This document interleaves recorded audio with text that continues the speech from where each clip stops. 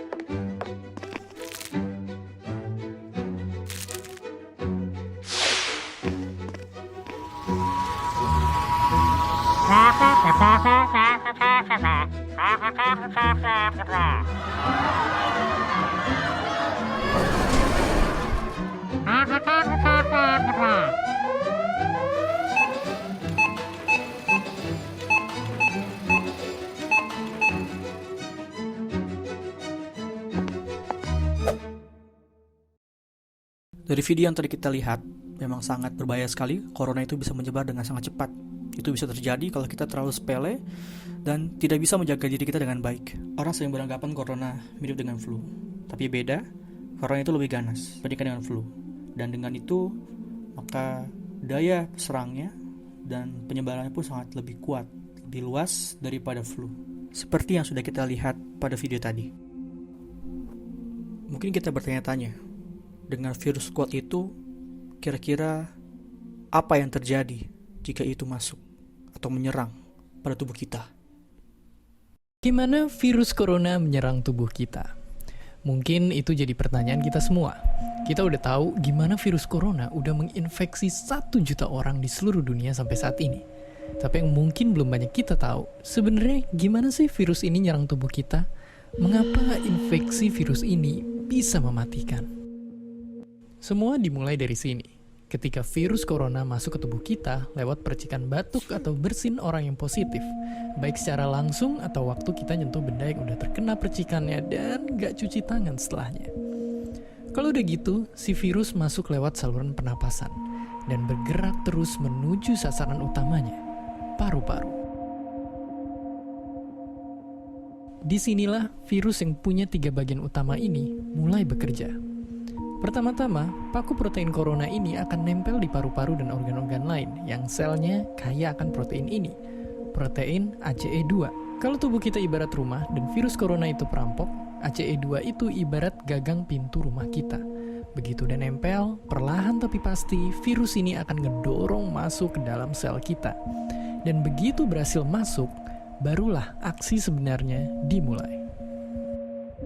Di fase ini, tubuh virus corona akan membuka dan sang hacker pun terbebas. Dia akan ngehack inti sel sehat untuk nipu sistem imun tubuh kita biar nggak nyerang virusnya. Dan sekaligus ngebuat inti sel jadi memproduksi cikal bakal virus corona baru. Sel yang udah terinfeksi dan dihack ini selanjutnya akan terprogram untuk bunuh diri dan melepaskan jutaan virus corona yang siap nginfeksi dan ngehack sel-sel sehat lainnya. Ya, awalnya mungkin kita cuma kemasukan virus corona yang jumlahnya dikit, tapi dalam hitungan hari aja udah akan ada jutaan sampai miliaran virus corona baru, bikin paru-paru kita dipenuhi oleh mereka. Tapi ternyata, mimpi buruknya ada setelah ini. Ya, ketika virusnya udah menuhin paru-paru kita, sistem imun kita bakalan ngerespon ibarat polisi dan tentara yang meluncur ke tempat kejadian perkara. Tapi inilah yang bikin ngeri. Di sini, virus corona jadi penipu ulung yang bisa ngakalin sistem imun kita. Mereka bikin sistem imun nyerang membabi buta termasuk nyerang sel-sel sehat kita. Mereka jadi nggak tahu mana kawan, mana lawan, dan perlahan-lahan jadi senjata makan tuan. Buat sebagian besar kasus, kejadian ini emang gak berlangsung lama. Karena kalau sistem imun kita kuat, mereka pun akan bisa menang dari segala taktik virus corona. Tapi terkadang tubuh kita sedang lemah, dan kalau udah gitu efeknya bisa parah. Kita bisa kena radang paru-paru akibat sel sehat di sini yang udah nggak bisa nahan bakteri pneumonia. Malahan buat kasus yang kritis, bakteri ini nggak berhenti di sana. Mereka bisa masuk ke aliran darah dan akhirnya nyerang seluruh tubuh. Kalau udah begini, bernapas saja bakalan susah banget dan hidup kita ada di tahapan yang sangat kritis.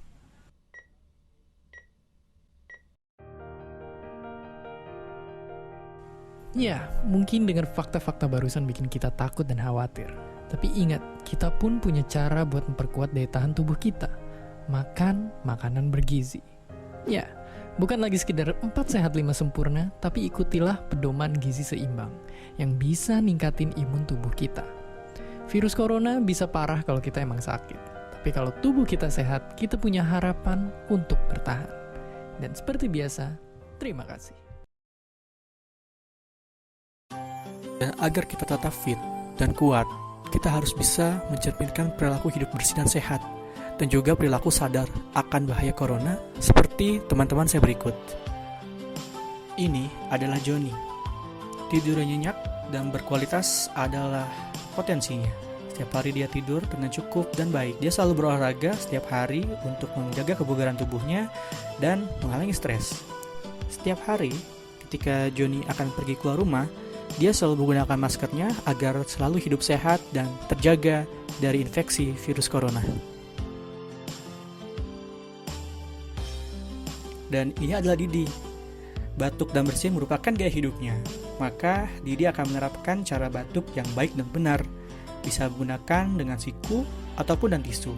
Namun selepas itu jangan lupa untuk dibuang dan juga cuci tangan. Dan tak lupa juga untuk salam corona yang sudah dipopulerkan oleh saudara Didi. Dan yang terakhir adalah Titi. Selain hobinya menyuci piring dan juga mencuci baju, Titi juga jaga untuk mencuci tangan secara 6 langkah standar WHO agar selalu terjaga dari infeksi virus corona.